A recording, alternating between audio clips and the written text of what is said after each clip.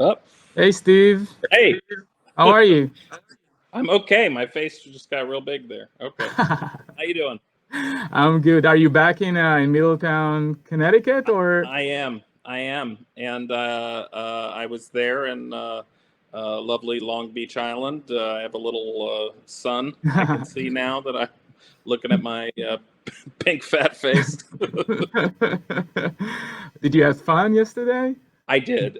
We had we were there a very short time, but we got to jump in the ocean and see the town. I hadn't been there. It was great, Awesome. and it was lovely to go to the drive-in. I happen to be a drive-in aficionado, so Hmm. I like drive-ins. Great. So let's talk about I've Got Issues.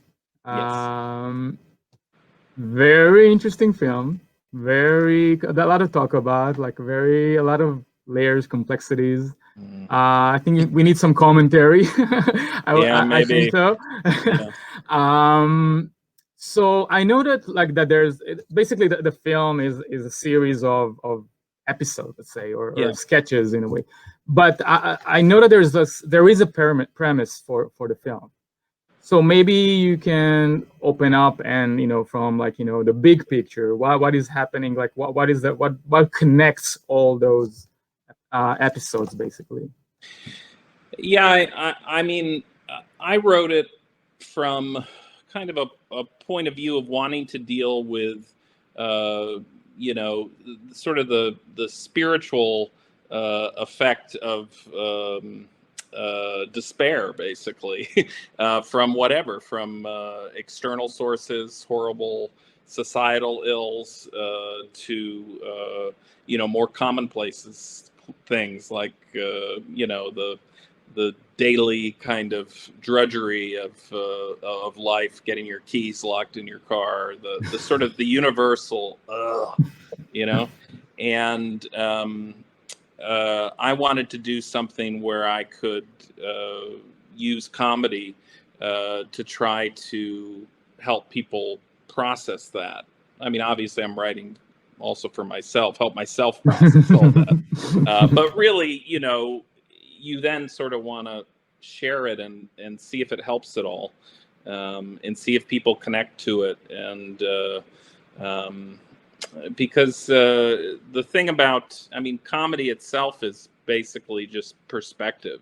It's looking at something that is tragic and sort of figuring out how to laugh, and and so that was sort of my challenge, is to kind of, and I found it kind of exciting to go through all these different little vignettes, these episodes, and look at sort of life and its emotional effect, its negative emotional effect, and try to attack it from all different angles, but then have it kind of come together, um, and uh, and and try to help people get some kind of uh, to be able to create some of that kind of perspective that lets them laugh, um, without undermining, or without sort of and still do justice to the genuine uh, the actual hurt that occurs, without that's the problem with comedy, is you don't want to negate or discount the suffering. You want to honor it and sort of deal with it bluntly, and then be able to kind of transform it into something. And that was the goal I was trying to do. Well, okay. So you mentioned it's like there's something like kind of an existential depression in there, or like Yeah, yeah. a mundane feeling. But was it something like this project? Was it something that you were like thinking about processing for a long time, or because I think, or is Yeah, it something that happened like the last 3 or 4 years? If you're yeah. getting what I'm Yeah, going I for. know. I hear you. I mean, it definitely came out of just a thing that a lot of people like me felt after the last election. Of, it's a lot of stimulus to suddenly see how prevalent racism is in our society still. And I think a lot of people like me were a little surprised to see that pop up so strong. But there were other bits of ugliness. I mean, really seeing the divide of the country. And I did want to make something that could be a little more unifying. I do think that's the artist's job, to try to find the human element inside, problems that become politicized,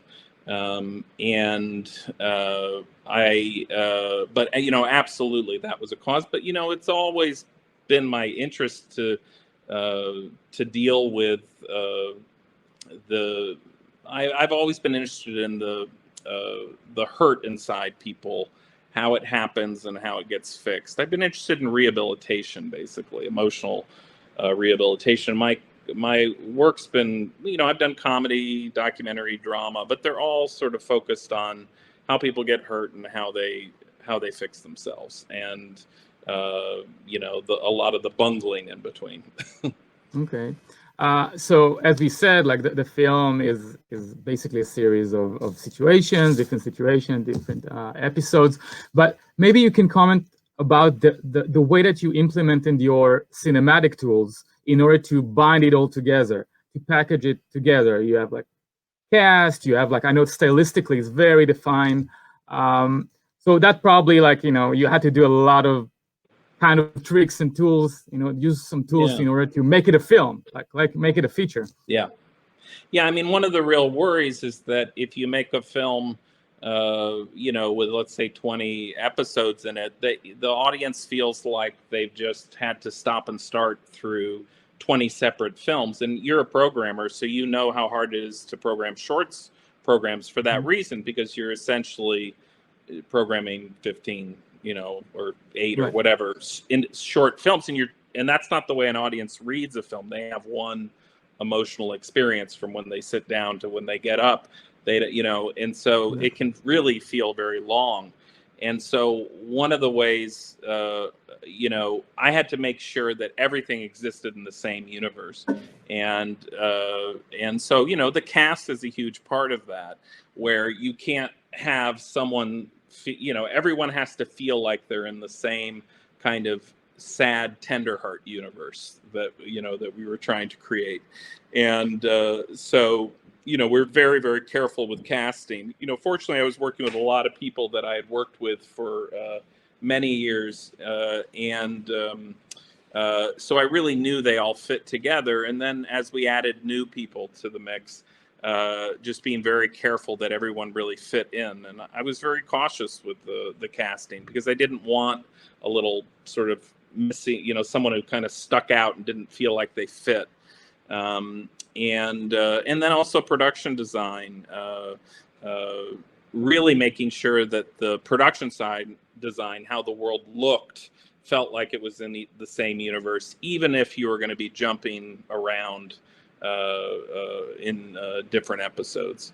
And then lastly, I think maybe how you're shooting all those different spaces, that trying to create with the composition and the camera a sense of people alone in large spaces, but also trying to create a sense of maybe a potential for beauty that they're trying to reach out for, and trying to do that with light and composition and where you put the camera and all that.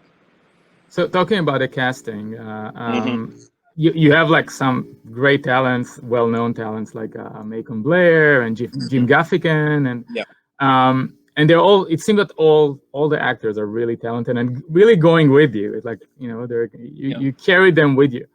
But I wonder, like how do you synchronize all of that, since they're like they play so many characters in so many situations.